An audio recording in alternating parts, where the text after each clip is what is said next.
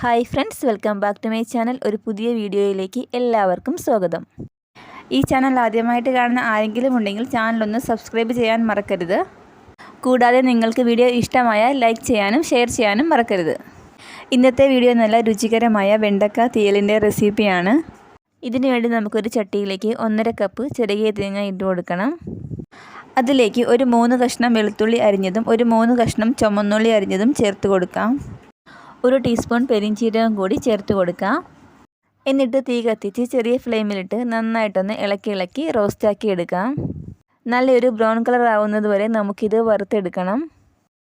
ഞാൻ ഈ തീയലിന് കുരുമുളകിൻ്റെ പൊടിയാണ് ചേർക്കുന്നത്. അതുകൊണ്ടാണ് ഈ സമയത്ത് കുരുമുളക് ചേർക്കാത്തത്. നിങ്ങൾ കുരുമുളകാണ് ചേർക്കുന്നതെങ്കിൽ ഈ കൂടെ തന്നെ ഇട്ട് വറുത്തെടുക്കാവുന്നതാണ്.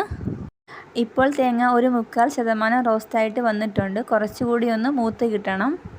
ഈ സമയത്ത് 1 ടീസ്പൂൺ എണ്ണ കൂടി ചേർത്ത് നന്നായിട്ട് ഇളക്കിയൊന്ന് റോസ്റ്റാക്കി എടുക്കാം. എണ്ണ ചേർക്കുന്നത് കൊണ്ട് വേഗം തന്നെ മൊരിഞ്ഞ് കിട്ടും. പിന്നെ ഇതിലേക്ക് കുറച്ച് കറിവേപ്പിലയും കൂടി ചേർത്ത് കൊടുക്കാം. കറിവേപ്പില നന്നായിട്ട് മൂത്ത് വരുന്നത് വരെ നമുക്കിതൊന്ന് ഇളക്കി കൊടുക്കണം. ഇത് പെട്ടെന്ന് തന്നെ മൂത്ത് കിട്ടും. ഇപ്പോൾ തേങ്ങ നല്ല പരുവത്തിന് മൂത്ത് വന്നിട്ടുണ്ട്. ഇനി ഇതിലേക്ക് പൊടികൾ ചേർത്ത് കൊടുക്കാം. ഒരു 1/4 ടീസ്പൂണോളം മഞ്ഞൾപ്പൊടി ചേർത്ത് നന്നായിട്ടൊന്ന് ഇളക്കിയെടുക്കണം. ഇനി ഇതിലേക്ക് 1 ടീസ്പൂണോളം മല്ലിപ്പൊടിയും 1/2 ടീസ്പൂണോളം കുരുമുളക് പൊടിയും ചേർത്ത് കൊടുക്കാം. നന്നായിട്ടൊന്ന് ഇളക്കിയെടുക്കണം. പൊടികളൊക്കെ ചേർക്കുന്ന സമയത്ത് ഫ്ലെയിം നന്നായിട്ട് കുറച്ച് വെച്ചിരിക്കണം. ഇനി ഇതിലേക്ക് 2.5 ടീസ്പൂൺ മുളക് പൊടി ചേർത്തിട്ട് ഒന്ന് ഇളക്കി കൊടുക്കാം. എന്നിട്ട് വേഗം തന്നെ ഫ്ലെയിം ഓഫാക്കാം. കുറച്ച് സമയം നമ്മളിത് ഇളക്കിക്കൊണ്ടേയിരിക്കണം. അതല്ലാന്നുണ്ടെങ്കിൽ പൊടി പെട്ടെന്ന് കരിഞ്ഞു പോവും. ഫ്ലെയിം ഓഫാക്കിയാലും കുറച്ച് സമയത്തേക്ക് നല്ല ചൂടായിരിക്കും. അതുകൊണ്ടാണ് കുറച്ച് സമയം കൂടി ഇളക്കണമെന്ന് പറയുന്നത്. ഇനി ഇത് തണുക്കാനായിട്ട് മാറ്റി വയ്ക്കണം. ഇപ്പോൾ നന്നായിട്ട് തണുത്ത് വന്നിട്ടുണ്ട്. ഇനി നമുക്കിത് അരച്ചെടുക്കണം. ഒരു മിക്സിയുടെ ജാറിലേക്ക് നമുക്ക് ഈ മസാല മിക്സ് ഇട്ട് കൊടുക്കാം. അരയ്ക്കാനായിട്ട് കുറച്ച് വെള്ളം കൂടി ചേർത്ത് കൊടുക്കാം. എന്നിട്ട് നന്നായിട്ടൊന്ന് അരച്ചെടുക്കണം. നമ്മൾ സാധാരണ മീൻകറിക്കെല്ലാം അരയ്ക്കുന്നത് പോലെ നല്ല ഫൈനായിട്ട് അരച്ചെടുക്കണം. അരപ്പ് നല്ല പാകത്തിന് അരഞ്ഞ് കിട്ടിയിട്ടുണ്ട്. ഒത്തിരി വെള്ളം ചേർക്കാഞ്ഞത് കൊണ്ട് തന്നെ നല്ല കുറുകിയ രീതിയിലാണ് കിട്ടിയിരിക്കുന്നത്.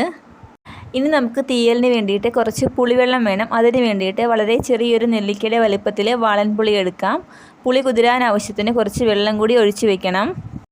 ഒരു 15 മിനിറ്റ് കഴിയുമ്പോഴത്തേക്ക് നന്നായിട്ട് കൈകൊണ്ടൊന്ന് ഞെരടിയെടുത്താൽ മതി. എന്നിട്ട് ആ പുളിയുടെ വേസ്റ്റ് കളഞ്ഞാൽ മതി. ഇനി വെണ്ടയ്ക്ക വേവിച്ചെടുക്കാനായിട്ട് ഒരു ചട്ടിയിൽ കുറച്ച് വെളിച്ചെണ്ണ ഒഴിച്ച് ചൂടാക്കാം. എണ്ണ നന്നായിട്ട് ചൂടാടി വരുന്ന സമയത്ത് അതിലേക്ക് 1/2 ടീസ്പൂൺ കടുകിട്ട് പൊട്ടിക്കണം. കടുകെല്ലാം പൊട്ടിക്കഴിയുമ്പോഴേക്കും ഒരു സവോള കനം കുറച്ചരിഞ്ഞത് കൂടി ചേർത്തൊന്ന് ഇളക്കിയെടുക്കാം. ഇനി ഇതിലേക്ക് ഏകദേശം ഒരു 13 വെണ്ടയ്ക്ക ഇതേപോലെ അരിഞ്ഞത് കൂടി ചേർത്ത് കൊടുക്കാം. നന്നായിട്ടൊന്ന് ഇളക്കിയെടുക്കണം. ഇതിലേക്ക് ആവശ്യത്തിനുള്ള ഉപ്പും കൂടി ചേർത്ത് കൊടുക്കാം. ഇനി ഇത് ചെറിയ തീയിലിട്ട് വേവിച്ചെടുക്കാം. ഈ വെണ്ടയ്ക്ക വേവിച്ചെടുക്കാനായിട്ട് അടച്ച് വെക്കണ്ട. അതുപോലെ തന്നെ ഇതിലേക്ക് ഒട്ടും വെള്ളം ഒഴിച്ചു കൊടുക്കണ്ട. ഇങ്ങനെ ഇടയ്ക്കിടയ്ക്ക് ഒന്ന് ഇളക്കി കൊടുത്ത് വേവിച്ചെടുത്താൽ മതി. ഇതുപോലൊരു വെണ്ടക്ക തീയലും അതുപോലൊരു പപ്പടമൊക്കെ ഉണ്ടെങ്കിൽ നമുക്ക് ചോറ് കഴിക്കാനായിട്ട് ഇത് തന്നെ ധാരാളം. ഇതേപോലെ തന്നെ എല്ലാവരും ഒന്ന് ട്രൈ ചെയ്ത് നോക്കണം. നമ്മുടെ വെണ്ടയ്ക്ക ഇപ്പം ഏകദേശമായിട്ടുണ്ട്. നമുക്കിനി ഇതിലേക്ക് നമ്മൾ നേരത്തെ അരച്ച് വെച്ചിരിക്കുന്ന അരപ്പ് ചേർത്ത് കൊടുക്കാം. അതുപോലെ അരച്ച മിക്സിയുടെ ജാറിലേക്ക് കുറച്ച് വെള്ളം കൂടി ഒഴിച്ചിട്ട് ആ അരപ്പും വെള്ളവും കൂടി ഇതിലേക്ക് ഒഴിച്ചു കൊടുക്കണം. എന്നിട്ട് നന്നായിട്ടൊന്ന് ഇളക്കിയെടുക്കാം. പിന്നെ നേരത്തെ എടുത്തു വെച്ചിരിക്കുന്ന പുളിവെള്ളം കൂടി ഇതിലേക്ക് ചേർത്ത് കൊടുക്കുക. ഈ തീയലിന് പുളിവെള്ളം ഇല്ലെങ്കിലും കുഴപ്പമില്ല. സാധാരണ നമ്മൾ ഉള്ളിത്തീയലൊക്കെ വെക്കുമ്പോഴാണ് പുളി കൂടുതലായിട്ട് വേണ്ടത്. ഇനി തീ ഒന്ന് കൂട്ടി വെച്ച് നന്നായിട്ടൊന്ന് തിളപ്പിച്ചെടുക്കാം.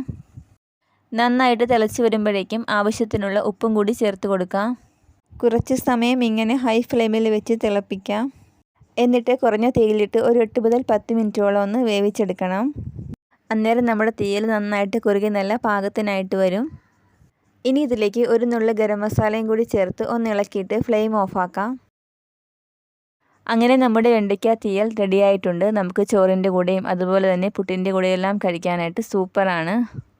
എല്ലാവരും ഒന്ന് ഇതുപോലെ ഒന്ന് ട്രൈ ചെയ്ത് നോക്കണം. ഇതുപോലെ തന്നെ പുതിയൊരു വീഡിയോയുമായിട്ട് നമുക്ക് വീണ്ടും കാണാം.